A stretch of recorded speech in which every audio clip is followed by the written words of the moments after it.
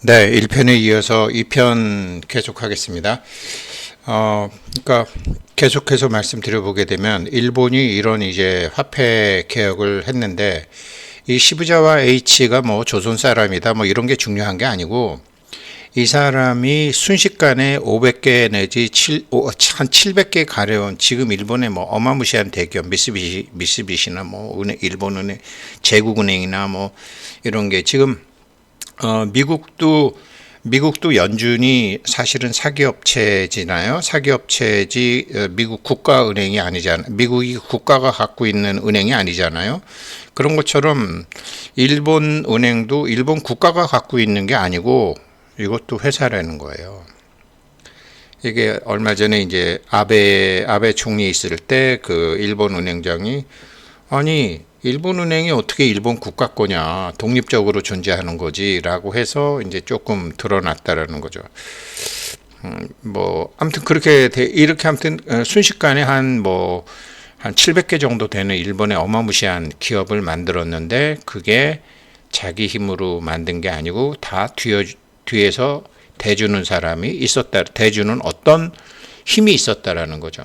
그런 거를 볼 때 이 파이 네트워크도 지금 이렇게 어마무시한 일을 하는 거 보면 물론 뭐 제가 미네르바의 부엉이는 뭐 황혼이 돼서야 날개를 편다라고 해서 어떤 세상 모든 일에는 개인의 역사나 나라의 역사나 세계의 역사나 어떤 필연적 추세가 있는데 그게 어떤 우연 같지만 우연을 가장한 필연이고 그 필연적 추세가 나중에 필연적 사건을 통해서 세상에 드러나야지 일반 사람들이 아는데 그거는 미네르바의 부엉이는 일반 사람들 얘기고 그런 필연적 추세를 알고 필연적 사건을 만들어가는 사람들이 있다라는 거죠. 그래서 파이코인을 채굴 중이라면 앞으로 2년 내에 어떤 경제적 문제도 겪지 않을 것이라는 것은 파이코인 뒤에 어마무시한 어떤 미래의 화폐의 흐름을 알고 있는 그런 힘들이 존재한다고 저는 보여지고 느껴지는 거죠. 그래서 얘네들이 지금 이렇게 어마무시한 일을 하고 있는 거고 결국은 거기에 맞게끔 얘네들은 지금 가고 있는 게 그게 이 사람들이 얘기하고 있는 인터뷰에 나온다라는 거죠. 이 시부자와 H가 어마무시한 일을 했던 것처럼 참 한국보다도 어떤 의미에서 보면은 개발이 덜 됐던 일본을 순식간에 지금 서양의 아주 그런 2차 세계대전을 일으켰던 그런 어마무시한 나라로 만들었던 그 돈을 댄 사람이 시부자와 H라는 거죠. 그런 것처럼 이게 그런 일들을 이 두 사람이 하고 있다라는 거죠. 그래서 이제 제가 법추락 얘기도 했지만 법추락이라는 거 진짜 어디 가서 얘기하면 저 19살 때 바보 됐던 것처럼 바보 돼요. 무슨 소리냐면 지금 아직 비상을 안 하고 있지만 비상을 한다라는 거죠. 파이만의 법이 나오는 거예요. 파이만의 법이 나온다고요. 시부자와 H에서 일본 은행의 돈의 법이 일본에 처음 등장했던 것처럼 그게 한국까지 왔던 것처럼 앞으로 암호화폐의 법이 파이 네트워크를 통해서 드러나는데 아직 사람들은 모른다라는 거죠. 황혼이 돼서야 안다라는 거죠. 그런 단서를 이제 이렇게 이제 화폐 철학이 해겔의 철학처럼 처음에는 암호화폐가 뭐 추상적으로 갔다가 지금 도덕적으로 갔다가 뭐 굳이 얘기하자면 어떤 시민사회나 국가 이 시민사회라는 거를 237개국 중에 230으로 보시면 되고 지금 그 230개국에 천억 개의 파이코인을 가지고서 10억 명이 일단 사용하겠다라는 엄청난 모토를 가지고 지금 가고 있다라는 거죠. 얘네가. 그래서 이제 이 인터뷰를 할 때 원래 처음에는 이걸 물어봤어요. 원래 처음에 암호화폐 지금 이게 암호화폐 산업을 개선하고 개혁할 수 있는 5가지가 뭐 없을까라고 해서 니콜라스 부부를 불렀는데 그거를 물어보기 전에 당신네들의 여기서도 재밌는 게 나와요. 질문을 6가지를 해요. 당신네들 뭐 하던 사람입니까? 이런 이제 비하인드 스토리가 나오죠. 그래서 뭐 나는 컴퓨터 했고 스마트 계약을 했고 이더리움하고 비트코인 전부터 뭐를 했고 뭐 이런 얘기가 쭉 나오고 나는 인류학 했고 어떠고 저쩌고 그래서 이제 어떤 사람과 컴퓨터의 결합을 이제 하는데 관심을 갖게 됐다. 그러니까 블록체인과 암호화폐 산업에 처음 참여하게 된 계기를 들려주겠냐. 이 블록체인이라는 게 이 블록체인과 암호화폐 산업, 그러니까 블록체인 자체를 지금 블록체인으로 암호화폐를 만들어서 전 세계에 통용이 될 수 있는 화폐를 만드는 것을 동의하는 세력도 있고 동의하지 않는 세력도 있어요. 무슨 소리냐면요. 가진 자와 가지지 못한 자, 뭐 양반과 뭐 평민, 쌍놈 이런 게 다 유럽 사회에도 있고 일본 사회도 있고 공산주의 국가에도 있고 다 있잖아요. 우리나라에도 알게 모르게 그런 걸 드러내지 못하면 다 있잖아요. 부자 동네가 있고 가난한 동네가 있고.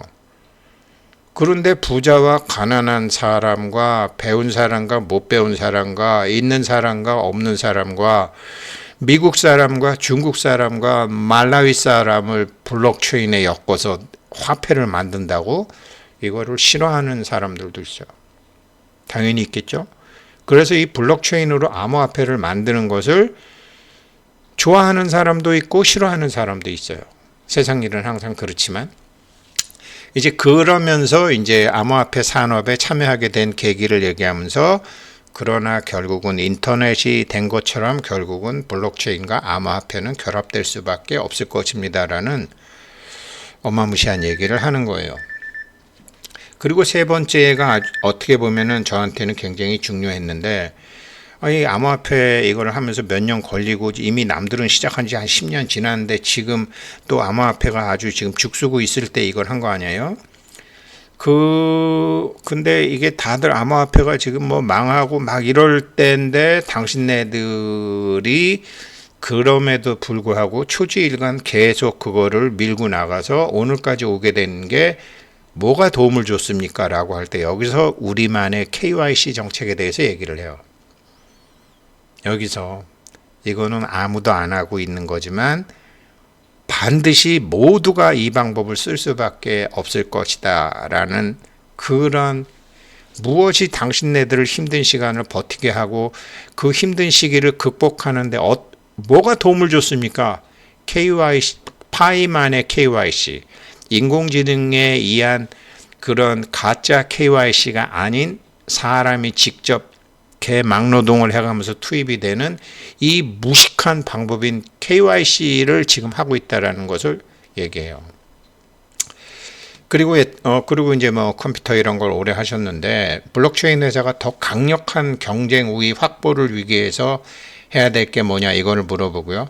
그 다음에 이제 블록체인 산업에서 가장 흥분되는 세 가지가 뭐냐 그러니까 이제 청태어팡하고 니콜라스 코칼리스 박사가 전부 화폐혁명에 대해서 얘기하고 금융 시스템에서 얘기해요. 그리고 현재의 블록체인 산업에 대해서 우려하는 바가 뭐냐. 여기서 이제 이 어마무시한 블록체인이 이 엄청난 블록체인이 화폐 만드는 데만 쓰여 있는 게 너무나 한심하고 걱정이 됩니다. 라는 얘기를 해요. 그러면서 생태계 얘기를 해요. 이런 얘기를 하는데요. 이건 이제 여기에도 굉장히 많은 파이가 어떤 형태의 암호화폐로 가고자 하는지 이거는 해겔 법철학의 세 번째 단계 인류 모두에게 공통적으로 적용되는 법.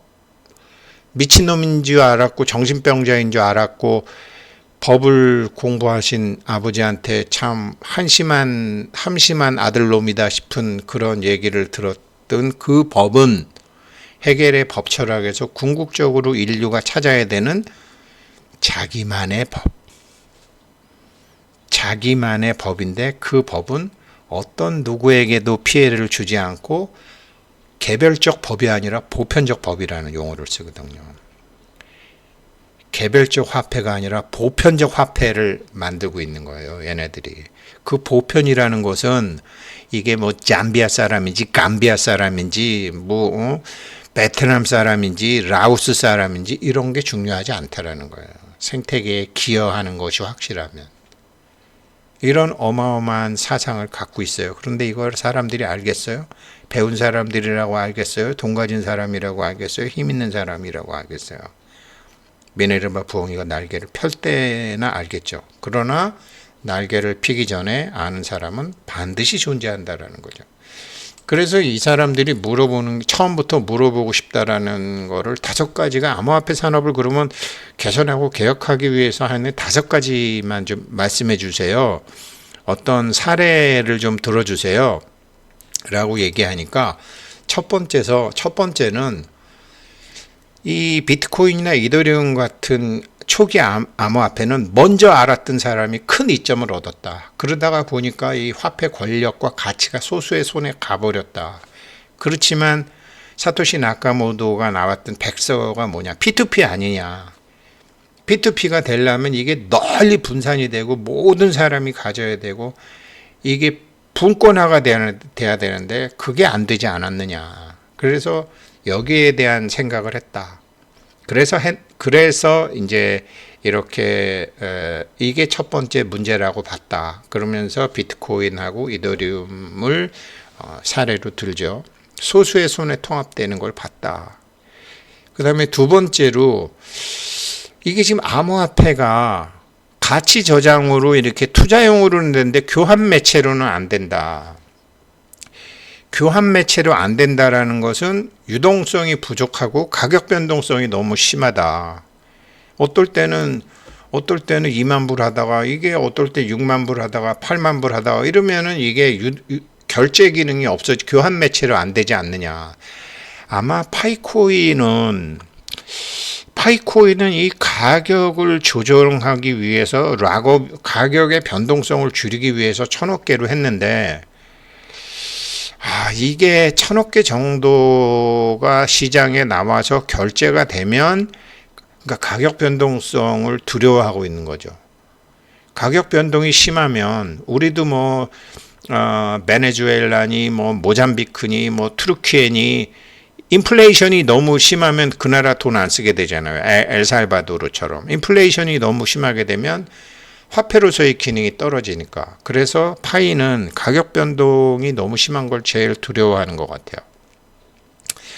그래서 암호화폐가 이게 널리 사용되고 이 앱을 통해서 거래소를 통해서 사고 파는 게 아니라 디벨로퍼를 통해서 앱을 많이 만들어서 상품과 서비스가 교환될 수 있는 유틸리티 생태계를 만드는 게 중요하다.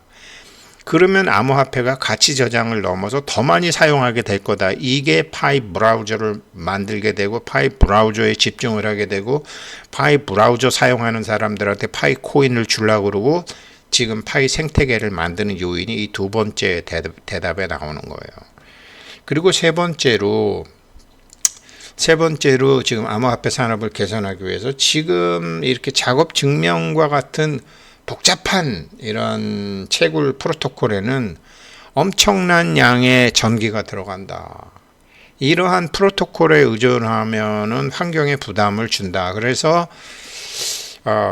이제 자기네들이 핸드폰 채굴을 하겠다라는 거고 이제 지구 전체 여러 가지 생태계 전체에 부정적인 영향을 최소화해야 된다. 이런 얘기를 하면서 자기네들이 왜 핸드폰 채굴 방식을 선택하게 됐는지가 나와요. 이게 세 번째고요. 암호화폐 업계를 개선하기 위해서. 네 번째로 얘네들이 얘기하는 게 지금 로드맵에서 세 번째예요. 로드맵에서 우리가 준비가 되고 파이오니어가 준비가 되면 그 다음에는 외부적인 환경을 좀 봐야 된다. 그러니까 블록체인 기술도 좋고 탈중앙화 네트워크 참신함 이게 전통적 비즈니스, 전통적 화폐 비즈니스를 봐도 되죠. 거기에서 전 세계에다가 어떤 화두를 던졌다. 그래서 많은 암호화폐가 좋든 나쁘든 어떤 방향을 찾고 있다. 그래서 이런 현재 이 블록체인과 암호화폐로 인해서 나오는 여러 가지 사회의 변화가 어떤 정책 방향이 정해지고 규정이 명확해지면 그때 블록체인 업계와 암호화폐 업계는 어떤 게임의 룰이 만들어졌기 때문에 그때 갈 것이다. 이거를 지금 로드맵 3으로 오픈 메인넷을 하기 전에 이거를 기다리고 있다라는 게 아니야. 이거를 기다리겠다라는 거 아니에요. 그래서 오픈 메인넷은 한국 정부처럼 뭐 가상자산 이용법이라든지 이런 게 유로에서도 나오고 미국에서도 나오고 중국에서도 나오고 몇몇 나라들에 나왔을 때 비로소 오픈 메인넷을 할 수 있다라고 봐요. 이거는 뭐 일관적으로 이 사람들이 하는 얘기예요. 다섯 번째로 지금 이 암호화폐는 지금 뭐 저만 해도 뭐 예전에 뭐 그래픽 카드를 사고 뭐 암호화폐 채굴하고 거래소 만들고 그게 뭔 소리를 모르잖아요. 이런 뭐 블록체인이니 뭐 뭐니 뭐 이런 산업 및 기술에 대한 이런 게 우리가 잘 모르잖아요. 대부분 사람들이. 거기에 대한 광범위한 교육도 있어야 되고 파이에서 그거를 계속하게 되고 아니 뭐 KYC 아는 사람이 몇 명이나 됐고 뭐 저기 마이그레이션 아는 사람이 몇 명이나 됐고 무슨 유틸리티 브라우저 무슨 뭐 NFT 이거 아는 사람이 몇 명이나 돼요. 그러니까 이게 교육이 안 돼 있으니까 진입장벽이 있다라는 거죠. 그러니까 진입장벽을 굉장히 낮게 해서 이거를 알고 그 접근성, 사용자 친화적인 이런 디자인을 계속 해야 된다라는 거죠. 그러니까 이 암호화폐 산업이 사람들의 삶에 영향을 미치려면 과거에 이더리움이나 블록체인이나 다른 암호화폐처럼 그렇게 어려워서는 안 된다. 쉽게 접근해야 된다. 이 다섯 가지 방법에 이 사람들의 철학이 다 있고요. 이 다섯 가지 방법을 딱 생각해 보면 헤겔의 법철학 중에 마지막 단계인 인류 공통의 그러니까 나의 도덕과 너의 도덕이 상충이 되잖아요. 뭐 우리나라도 이 여권에서 생각하는 옳다와 이 야권에서 생각하는 옳다가 다르잖아요. 남한에서 생각하는 옳다와 북한에서 생각하는 옳다가 다르잖아요. 한국은 이 자본주의 사회고 시장주의 사회이기 때문에 대통령이 옳다라고 생각하는 것과 국민들이 옳다라고 생각하는 것과 이런 것들이 다 있지만 공산주의 국가는 그게 없잖아요. 그런 게 없잖아요. 그렇지만 지금은 이미 이런 시대적인 흐름이 그런 가족이건 개인이건 시민사회건 국가라는 건 내가 각각이 이것이 선이라고 생각하는 것이 답을 찾아야 된다라는 거죠. 그 답을 찾기 위한 노력을 해야 된다라는 거죠. 그런데 그 답이 무엇인지는 사실은 저는 알아요. 그렇지만 그 아는 것 갖고 내가 세상을 사는 그런 용기는 없었었어요. 내가 아는 것 갖고 세상을 만들어 갈 수는 없었었어요. 그런데 그거를 만들어 가고 있는 게 파이 네트워크라는 거죠. 자기의 파이 네트워크의 법이 나오는 거죠. 그 법이 저거 맞네, 저거 맞네, 저러면 되겠네 라고 230개국에서 동의를 하고 230개국에서 사람들이 동의를 하고 하는 그 필연적 추세에 올라탔다라는 거죠, 얘네들이. 그래서 제가 2년 내에 어떠한 경제적 문제도 겪지 않을 것입니다. 단지 파이코인의 정책에서 가격 변동이 심하면은 이게 가치 저장으로는 좋지만 교환으로는 문제가 있기 때문에 상장을 하면 어떻게 할 것인가, 상장을 하기는 할 것인가, 락업 거래소는 어디를 정할 것인가, 락업은 아무튼 여러 가지로 이제 그런 거를 고민을 하겠지만 뒤에 보이지 않는 어떤 힘이 이전에 시브사와 H에게 있었던 것처럼 이 사람들에게도 있는 것이 틀림이 없다. 그런 생각이 든다라는 거죠. 그러니 뭐 무슨 걱정이 있겠어요. 감사합니다.